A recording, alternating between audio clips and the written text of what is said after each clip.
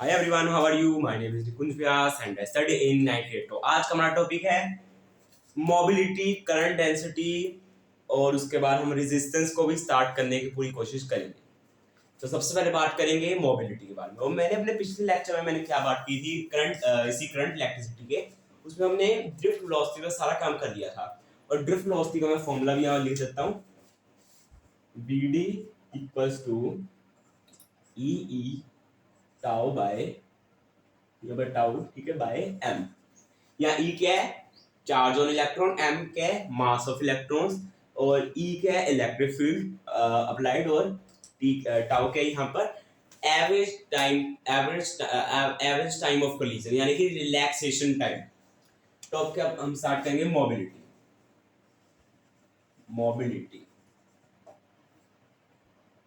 तो mobility, what is mobility? तो mobility क्या होती है? The drift velocity attained the drift velocity attained in uh, electric field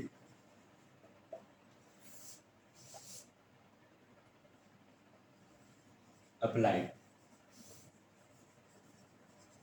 तो ये हमारे पास आ गई है मोबिलिटी, यानी कि अगर मैंने इलेक्ट्रिक फील्ड अप्लाई की, उसमें हमारा कितनी ड्रिफ्ट वेलोसिटी ऑब्टेन होगी। कई लोग इसको क्या बोल रहे हैं? Drift velocity per unit electric field. जो भी बिल्कुल सही है फॉर्मूले के हिसाब से। और इसका फॉर्मूला क्या होता है? तो मोबिलिटी को हम, जो मोबिलिटी होती है वो म्यू से डिनोट होती है। इसका फॉर्मूला होता है वी डी बाय ई। ई क्या है यहाँ पे? इलेक्ट्रिक फील्ड, ठीक है। तो ये इसका एक मेन फॉर्मूला। अगर मैं इसको आगे थोड़ा सोल्व कर लूँ तो mu equals to V D की अगर मैं वैल्यू डाल दूँ तो यहाँ से ई से हमारा कैंसिल हो जाएगा। इसके कौन हमारा फॉर्मूला आ जाएगा? ई टाउ बाय एम, ठीक है। तो हमारे यहाँ पर दो फॉर्मूलाज मिल गए हमारे को मोबिलिटी के। जो मोबिलिटी होती है, ठीक है, ये होती है ड्रिफ्ट वेलोसिटी अटेन्ड इन इलेक्ट्रिक फील्ड अप्लाइड। मेरे पास एक कंडक्टर है, मैंने उसके ऊपर इलेक्ट्रिक फील्ड अप्लाई की। उस इलेक्ट्रिक फील्ड में कितनी मेरे पास ड्रिफ्ट वेलोसिटी अटेन होगी, या फिर पर यूनिट इलेक्ट्रिक फील्ड मैंने, यानी कि एक 1 यूनिट की मैंने इलेक्ट्रिक फील्ड अप्लाई की, उसमें कितनी ड्रिफ्ट वेलोसिटी मेरे पास अटेन होगी, उसको हम बोल देते हैं मोबिलिटी। तो अब हम बात करेंगे करंट डेंसिटी के बारे में। जो करंट डेंसिटी हो एक अच्छा खासा टॉपिक, और ये काफी अच्छा वेटेज लेके आता है। चाहे वो मैं बात करूं जेई की, ठीक है, या कोई भी हमारा एग्जाम है, उसमें अच्छा खासा ये वेटेज ले लेते हैं। बाकी ये बेसिक बेसिक पार्ट में से मैं बात कर रहा हूँ, बिकॉज इसमें थोड़ी सी टफनेस इसमें हमारी इंक्रीज होगी, यानी कि यहाँ पर थोड़ा सा हमारा लेवल इंक्रीज होना पड़ेगा अगर हमारे को इसको अच्छा करना है और इसके सारे क्वेश्चंस को हमारे को करना है। तो current density, what is current density? तो ये इसकी मैं बात करूं तो ये है the electric current in per unit area, the electric current cross per unit area, ठीक है। तो इसका फॉर्मूला क्या? इसको हम जे वेक्टर, और ये एक वेक्टर क्वांटिटी है, इसको हम जे से डिनोट करेंगे। J vector equals to I by A, या एरिया भी असल में एक वेक्टर है, ठीक है। तो यानी कि अगर मैं, और ये काम किसके आता है? करंट डेंसिटी में काम किसके आता है? मैंने बोल दिया कि आई बाय ए, यानी कि ये बात कि कंडक्टर उसमें एक पर यूनिट एरिया में, कितना यहाँ पर इलेक्ट्रिक करंट में फ्लो करेगा। तो काम किसके आता है? तो असल में जो पूरा ना भाई ये करंट डेंसिटी है, ये मेनली हमारा इलेक्ट्रिक फील्ड निकालने के काम आता है। इलेक्ट्रिक फील्ड निकालने के काम आता है, पर वो कैसे है उसको भी देख लेते हैं। तो मैंने बोला कि मेरे पास यहाँ पे एक वायर है, थोड़ी सी, ये कंडक्टर है। अभी मैंने इसका जो एरिया है वो कांस्टेंट है, यानी कि इधर का एरिया के बराबर है। तो यहाँ से अगर इलेक्ट्रिक फील्ड पास आउट होगी, अगर मैं बोला कुछ ऐसे इलेक्ट्रिक फील्ड नहीं, जो यहाँ पर मेरे पास जे वेक्टर, इसकी डायरेक्शन कैसे होगी? इसकी डायरेक्शन जो है वो करंट के बिल्कुल पैरेलल होगी। अगर मैं बोली इधर कोई जे वेक्टर है, यानी कि इधर को मेरे पास करंट डेंसिटी ऊपर को, पर ये किसी एंगल पे कटा हुआ है, मैं बोल दिया थीटा एंगल, कुछ भी मैंने बोल दिया, तो ये क्या होगा? ये होगा इसका एरिया वेक्टर, ये होगा इसका एरिया वेक्टर, ठीक है। तो ये इसका हमारे पास आ गया एरिया वेक्टर। तो इसी तरह जो मैं यहाँ से इलेक्ट्रिक फील्ड इजीली निकाल सकता हूँ। अगर मेरे पास यहाँ पर इसका मेरे को एंगल मिल जाए जो कि लगभग थीटा थीटा के बराबर, जो भी मैं इसका एंगल बोल दूँ, ठीक है। तो अगर मैंने बोल दिया, इसको भी क्या रहने दें, इसको मैं बोल दिया कि ये थीटा एंगल पे है, ठीक है। तो यहाँ से मैंने बोल दिया कि अब इलेक्ट्रिक फील्ड इसके पैरेलल ही होगी, वो क्या होगी यहाँ पर। अब देखना, अगर मैं दो वेक्टर्स को मैंने मल्टीप्लाई किया, स्केलर आ रहा है, यानी कि यहाँ डॉट प्रोडक्ट यूज हो रहा है, यानी कि मैं इसको बोल सकता हूँ, वैसे तो मेन फॉर्मूला ये करंट डेंसिटी वैसे यही चीज है। अब मैं इसको इलेक्ट्रिक फील्ड में कैसे कन्वर्ट कर सकता हूँ, J vector dot A vector, J dot A, ठीक है। तो ये हमारे पास आ गया।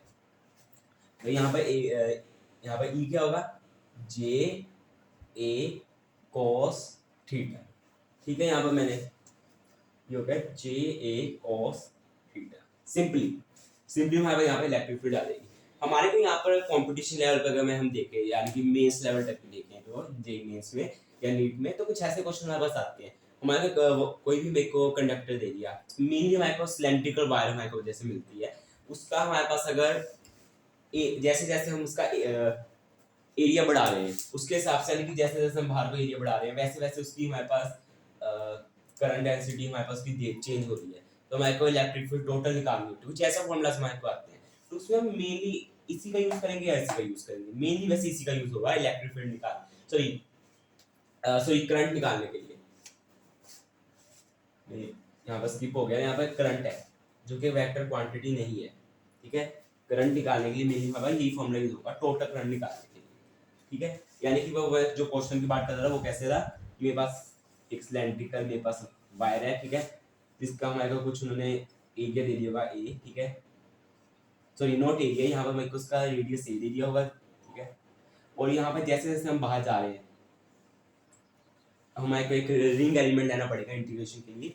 जैसे जैसे हम बाहर जा रहे हैं, जैसे जैसे एरिया बढ़ रहा है, वैसे वैसे हमारा जो करंट डेंसिटी है उस वो वेरी करेगा, उसके हिसाब से हम हमारे को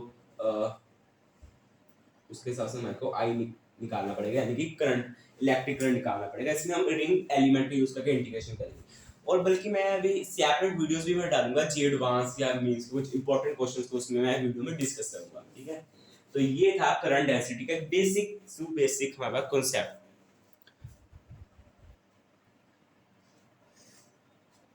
तो अब हम पढ़ेंगे relation between current and drift velocity, ठीक है।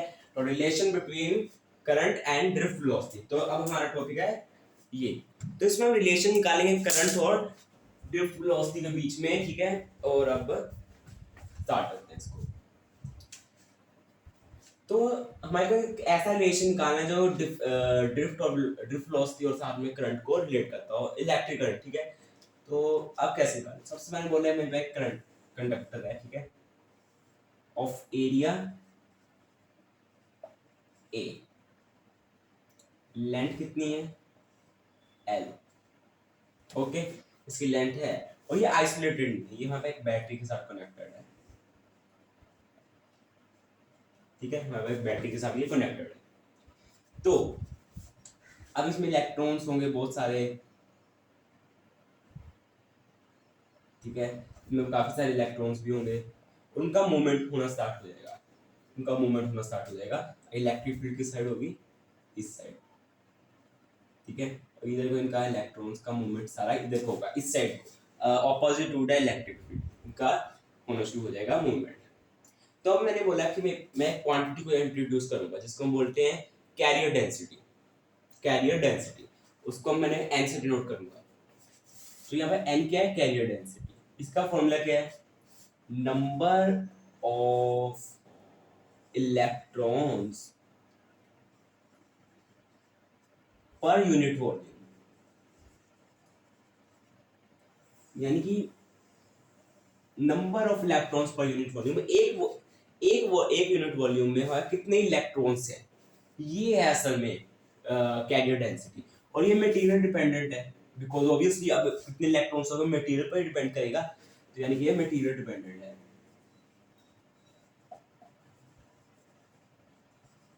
ये मटेरियल पर डिपेंड करता है, डिपेंडेंट,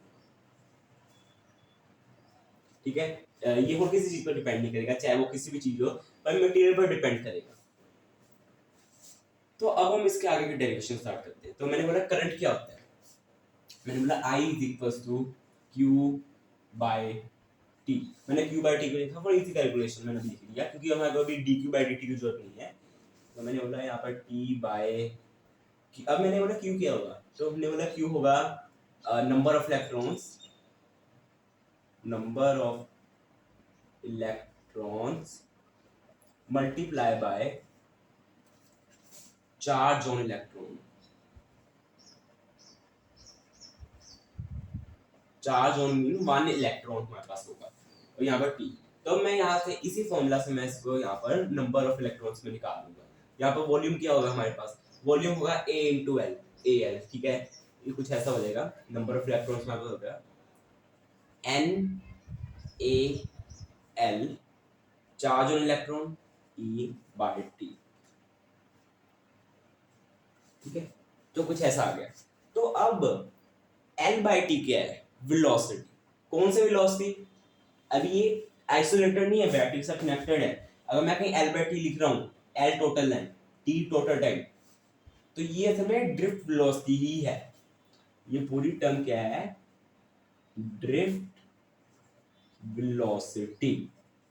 तो इसकी जगह मैं ड्रिफ्ट वेलोसिटी डाल दूंगा।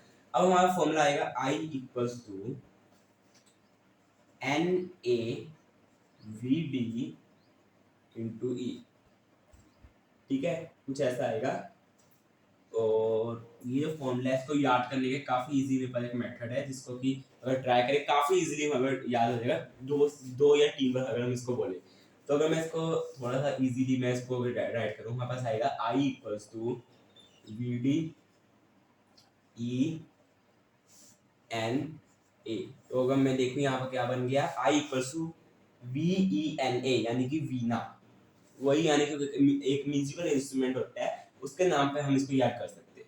वैसे इसको अगर हम एक अच्छी तरह याद करना चाहेगा, मेरे को फॉर्मूला याद करना है, तो ये होगा I इक्वल्स टू NaVdE, ठीक है। तो ये हमारे पास हो गया इसका एक फॉर्मूला, यानी कि हमारे पास एक ही फॉर्मूला यहाँ से निकला है। तो अभी मैंने बात की relation between current and drift velocity के बारे में, ठीक है। तो हमारे पास काफी ज्यादा इंपॉर्टेंट फॉर्मूला निकला है, जिसको कि हम डेरिवेशन यूज करेंगे ओम्स लॉ के लिए। तो आज के लिए बस इतना ही, और अब अगले वीडियो में मैं बात करूंगा ओम्स लॉ के बारे में, रेजिस्टेंस, कंडक्टिविटी, जितना भी हमारा वहां पर कवर हो सकता है उसको हम कवर करेंगे। और अभी तक हमने यहाँ पर relation between current and drift velocity, यानी कि I इक्वल्स टू NaVdE वाले फॉर्मूला पर मैंने आज के लेक्चर को खत्म करने जा रहा हूँ। So thank you for watching this video, bye.